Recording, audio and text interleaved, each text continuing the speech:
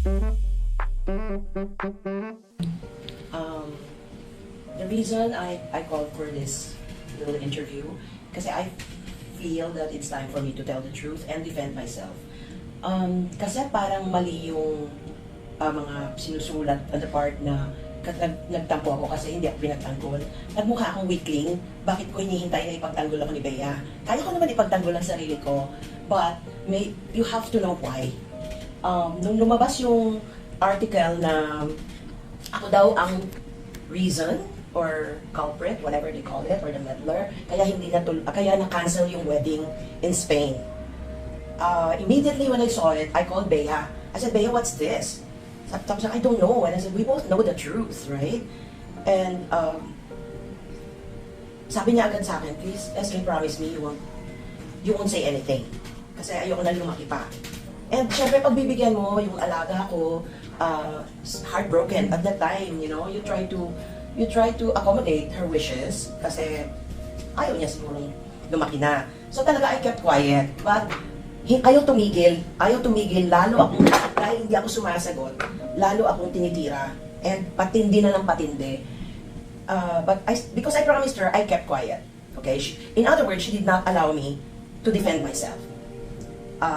I didn't take it against her, because at that time, that's how she felt, and I respected that. Kaso, pati nung natuloy na, ako pa rin ang villain. Parang, teka lang, why am I supposed to be the villain here? Wala naman akong ginawa. So when I talked to Bea, well, the reason why they're making me a villain, just to let you know in case you didn't hear it or read it, parang finally natuloy din ang kasal kasi hindi na nakialam si Shirley Kwan. Parang ginawa ko rin akong kontrabida. Hindi ko na lang sinagot din.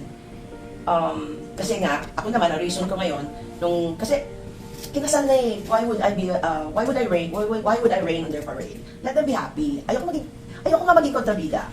But anyways, I will just let you know, kung kinausap ko si Bea, when I resigned last August 11, sabi ko, Bea, I just want to make it clear. Malinaw naman tayo, di ba, na ako pa nagpa-cancel nung kasal niyo. Sabi, no, hindi. Sabi niya, okay, I'll go further pa. At any time, kahit pabiro, even in jest, did I tell you to cancel the wedding? Baka nakalimutan ko lang. Sabi niya, no, never. Okay, malinaw yan.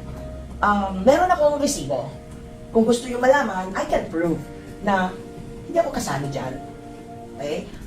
Ang tanong, yung mga nagpapalabas na kasalanan ko, ako'y nagpa-cancel, maglabas sila ng resibo. Kasi ako kaya ko maglabas. Alright, so for the details, you can ask me, lalabas na yung mga details, depende sa questions nyo.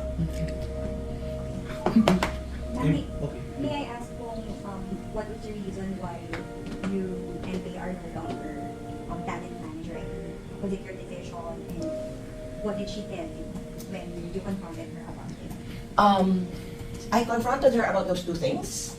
And then, over the phone na lang kasi nagmamadali na ako. I couldn't wait to do a face-to-face because I was already ready to leave.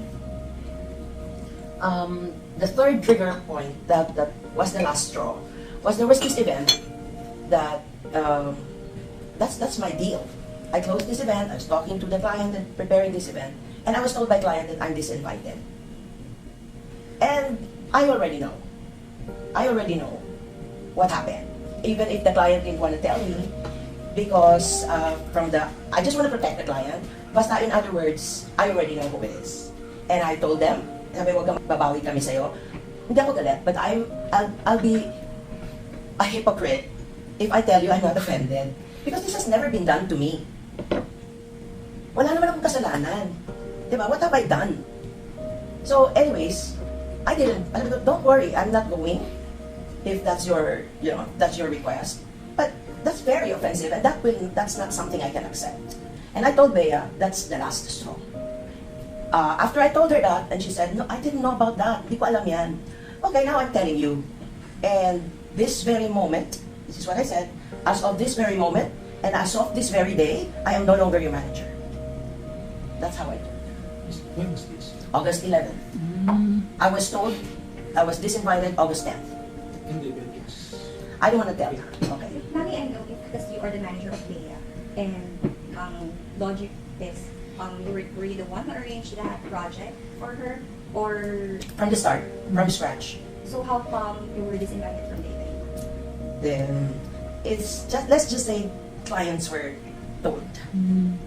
By, they won't tell me. But, You know, let's just do the math.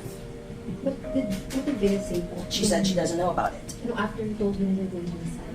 That I'm going to resign. She said, how did it come to this? I said, I don't know. I had no idea. Bakit ako sinisiraan, non-stop? Ang sabi ko, Bea, you never defended me. Hindi mo ako pinagtanggol eh. I said that.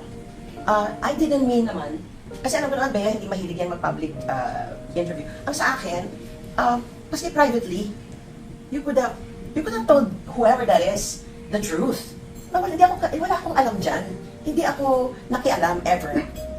So, I said, one more. I promised her, I'm not gonna make any announcement about the resignation. But I said, one more. Tirahin pa ako isa. You are giving me no choice but to defend myself.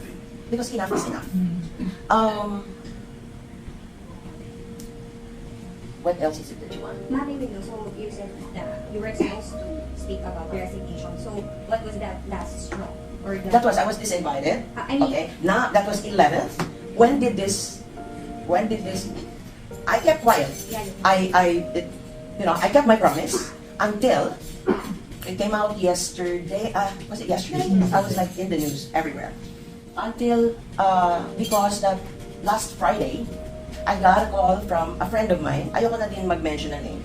A friend of mine, who's also a talent manager, and told me that she's friends with a certain individual, and this is unbelievable. And asked her, kaya mo bang awayan si SK? And she said, why? Wala namang sinabing masama si SK. Why should I? And kilala ko siya. Hindi na nga siya kumikibo. Hindi na siya nagsasalita. She's very quiet. But she ended up calling me and asked me. Sabi niya, tumatawag ako sa'yo because I want to know the truth. Oh, you want the truth? This is the truth. I told her everything. And that's it. And she confronted that person that she believes me. anything ba sinabi si Gia to explain why this is happening? And did you have... Immediately, I sent her a text. I said, this person called me and may gustong kinukuhang kaibigan ko na awayin daw ako. Why is this happening? I don't want to read it. I could read the text, but that's a private thing. But I did tell her na kasi tinawagan niya yung kaibigan ko at inutos ko kung kaya. So I said, what's going on? Hindi ko alam eh. Bakit? Diba? Tama na. Enough is enough. I think, tsaka sa lahat, diba, even when nakalagay balita kahapon, I resigned, people were under the impression that, pakilamera ka kasi ikaw nagpa-cancel ng wedding. No, I want to make it clear na hindi ako nagpa-cancel ng wedding. I told Bea, I reminded her, Bea, wala nga akong alam dyan sa wedding mo. Sa preparation, wala akong alam. And if I have a question, I even call your wedding coordinator. Because ayokong makialam sa private life mo. Ganun ako ka-respectful. Everything you know, like nung lumabas yung marriage bonds, I didn't know about it. May nagpadala na sa akin that morning. Then, wala ko alam. It's really when people know about it. But the problem is, every time may lumalabas sa, di ba, nung mag-boyfriend na sila, and there's always mga news or blind items and all that. Sinasabi niya na pinagbibintangan ako or kampo namin. So, alam ko na. I know how to avoid it na. Di ba? Wag na ako, quiet na ako. Dapat wala akong alam. Because I want a deniability. Kasi sobra na eh. Palagi na lang pag may lumalabas na balita, parang galing daw sa kampo namin. Eh wala na nga akong tinatanong, wala na nga akong alam. Lalo about the wedding, na ano ba yun, at mga nagtatanong kung suspend, wala akong alam. And even if may alam ko that's very a sore topic for them. So, who am I to confirm any of those? Alam nyo yan. Alam nyo lahat yan, tinatanong nyo ako, may reveal ba ako? No, kasi ayoko nga makialam. Kasi yung sinasabi nila na tutol ka ako dahil mawawalan ka ng cash out. Okay. The problem is, dapat nagtanong sila bago nila ako sabihan ng, I find it very insulting parang tingin nila sa akin, pulubi. Diba? Na parang pag wala na si Bea sa akin, magugutom na ako. At saka tanungin nyo kahit sino dito sa showbiz, more than 30 years na ako dito, meron bang magsasabi sa inyo na nagutom ako, or nangharbat ako ng pera, or I cheated my artist out of their talent fee? Meron bang ganun? And meron bang impression sa showbiz na mahirap ako? Diba? I just wanna make this clear, ha? Bea did not make me rich, nor will she make me poor. So, stop calling her my cash cow. I have bigger stars that I'm handling, who are busier than her. How about the prenup, Miss Shirley? I have no idea about the prenup. Ni anino, ni one sentence of that prenup, hindi ko nakita. I know there's going to be a prenup, pero hindi ako nagmaderang asa na yung prenup. Hindi talaga. I didn't ask about it. Nalaman ko na lang, nagpirmahan na. And nagpirmahan when I was in LA. So, wala talaga akong alam. I was not here. So, hindi rin po kayo tinanong ni Bea, even na kayo pre-mention niya about anything, about kung anong stipulation na pwede niyang ilagay sa prenup, or anything about yung sa wedding nila? Kasi usually, ang tanong na yan sa sa lawyer. Kasi alam ko lawyer to lawyer na, di ba? But at one point, we sat down with Bea, her mom, and the lawyer. We sat down about that. Wala talagang prenup pa. So I said, alis na ako ganon. Parang hindi ako kasali dyan because I'm leaving na for LA eh. I was leaving ahead. From LA, I was flying na to Madrid. Okay, bit-bit ko na lahat. Ang sinabi ko lang sa lawyer, attorney, kung meron kang input dyan, just make sure it's within the bounds. Masama ba yun? Pakikialam ba yun? May naririnig ako, sinasali ko na yung sarili ko sa prenup na kailangan may commission daw ako. What? Is that ever done? I don't know. How idiotic is that? Diba? At saka, bakit ito ipapakancel? Ninang ako, nagpagawa ako ng gown, nag-effort ako, and at that time, kasagsagan ng Middle East War, ng Iran War, ayaw kong dumaan ng layover sa Dubai. And at that time, the plane fare was so high. Kung ayaw kong matuloy ang kasal, bakit ako gagastos? Just plane fare alone and hotel is almost 700,000. So, logic tells you, gusto ko yung kasal. Diba?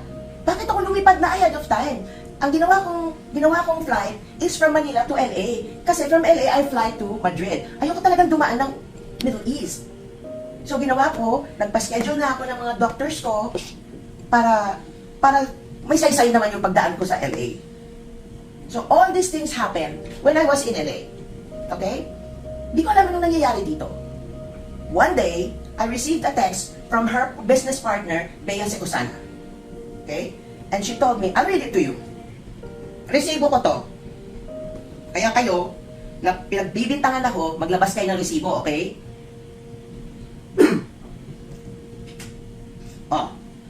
This is from Bea Secosana. When was this? I want to give you the date. Friday, 8th of May. I don't know if this is the date in LA or the date here. Hindi ko na alam, nag-change pa yung date. Anyway, hi tita, Bea asked for a favor if you can message her guests and Amanda, the wedding coordinator, na din daw po. This is what she wants to say. She composed the whole message. Okay? To send to the guests. Her guests. Bea herself or her friend? Bea herself.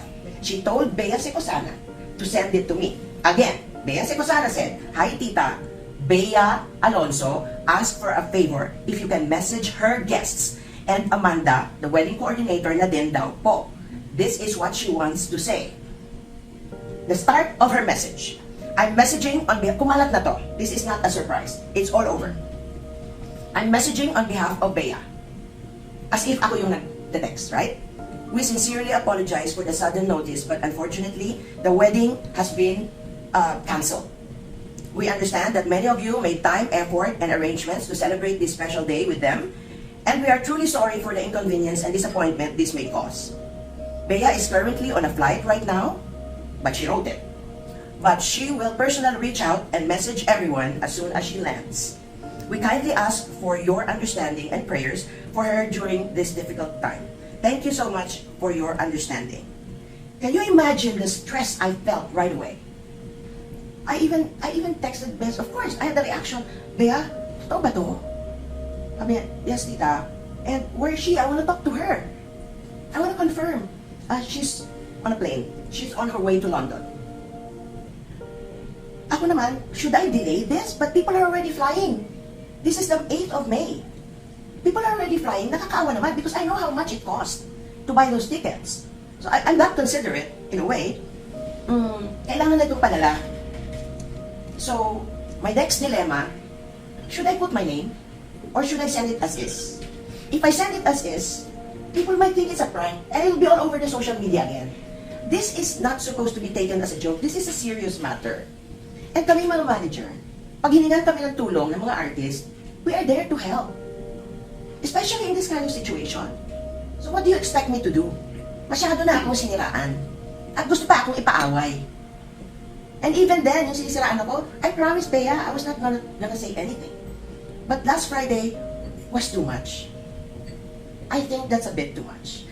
And I told Bea, may text ako, Bea, nag-resign na ako. Hindi pa ba kayo masaya? Ano pa bang gusto nyo?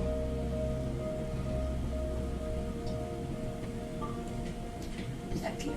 By the way, dagdag sa stress ko kasi yung number of guests, hindi ko naman sila kilala lahat. At yung mga kilala ko, it doesn't mean I have their numbers. So, na-stress ako kasi mag-a-add ako ng number ng mga kakilala ko pero wala naman kaming, it doesn't mean kuya magkakilala tayo, it doesn't mean I have your number, you have my number, right? So, I have to be very careful in adding that number because I don't want this text message to fall into a stranger's hand or a stranger's phone. I was that careful and respectful. So, I was really stressed that I had to text Bea Secosana, Bea, can you help me? From this number to this number, can you do it? Kasi I have a doctor's appointment. I have to go to my doctor. And sabi ko, yung mga glam team, na humingi na rin ako ng tulong sa handler ni Bea na si Nina Ferrer. Nanghingi ako ng tulong hindi lang ako nagpadala niyan. Pero yung sa akin, I don't know how they did it. Yung sa akin, I identified myself to protect Bea. Kasi ayoko mabastos to. This is something very serious. Sad. Very sad. So, sabi ko pa nga kay Bea Secosana, I'm trying to make an appointment for a bone density test. Nahihirapan ako mag-appointment. Can you just take over first, please? Kasi ang hinahabol ko naman, yung mga aalis na, lilipad na. Do I want this? Do I need this stress? I don't want to get stressed and go to my doctor. Do I need this? I did that for her. Pero ano nangyari? Ako pa rin ang may kasalanan. So I told her, when I was resigning, Bea, the cancellation of your wedding is between the two of you. Eh bakit ang accountability sa akin? Why am I being held as the person who's accountable? I don't know. Did I do something wrong? Mapapel ba ako na ako nagpadala nito? Did I want this? No. Yung mga alaga ko naman, lahat, pag nanghingi ng tulong, no matter what, minsan wala na sa job description ko, I help. After the civil wedding po, how was your relationship with Bea? She told me, I was not there, I didn't know, but the night of that wedding, which I didn't know about, ang dami na nagpapadala sa akin ng blind item. So sabi ko, hindi ko alam. Kasi totoo, hindi ko talaga alam. Ano ba to? No, wala akong alam. So the next morning, pinadala ko sa kanya, as is, blind item. So, quiet.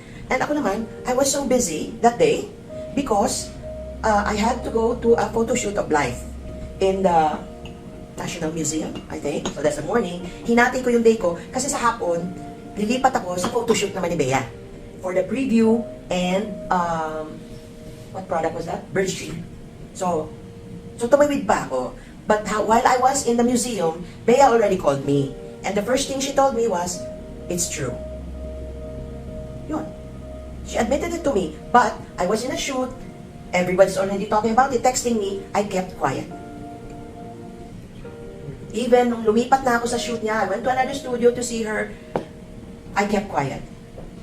And nakasalang siya. I couldn't even say hello to her yet. Pero, while she was there, lumabas na yung kay Nancy Binay. So, it's out. The photographer even was Mark Migdao, so everybody was so happy on the set. At binulungan ko si Mark. Mark, like this, may ano, baka you can get naman a solo photo of her as the new bride, as the new blushing bride, not connected to the cover or to the magazine. And he was happy to do it. And then just so you know, sabi ko, Mark, baka dun sa photoshoot niya, isuot niya yung ano, yung wedding ring niya. And I suot na, because I don't know how it looks like. Diba? Okay. So, syempre, nagpaka-manager pa rin ako, diba? Baka mas maganda suot niya yung wedding ring niya. So, when tapos na yung shoot, sabi ko, I congratulated her. And then I told her, gano'n ako ka, wala alam. Sabi ko, pwede ko makita yung wedding ring mo at saka yung engagement ring mo. Ah, hindi mo ba nakita? Hindi pa. It was at the shoot, after the civil wedding. Hindi ako yung atribida na alam ko na engaged, pupunta ako sa kanya, patingin ng ano. I don't do that. I stay in my lane. So why am I being destroyed? I told Bea, what satisfaction are they getting by destroying my good name and reputation? For over 30 years in the business, I have not encountered this kind of situation. Sobrang pambabastos na sa akin.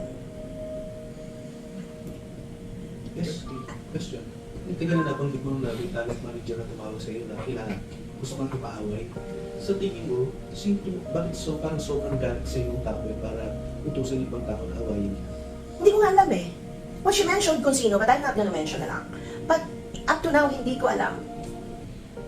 Ano ba kasalanan ko? Ano nagawa kong kasalanan? Maybe iba siyang alam na may ginawa ko. So, why not confront me? Could it be na may ibang impormasyong pinaparating sa kanya na hindi totoo, na against you? That could be possible. Kasi, if you hear my truth, then probably he's hearing a lie. Chatterbuzz, your one-stop showbiz ganap.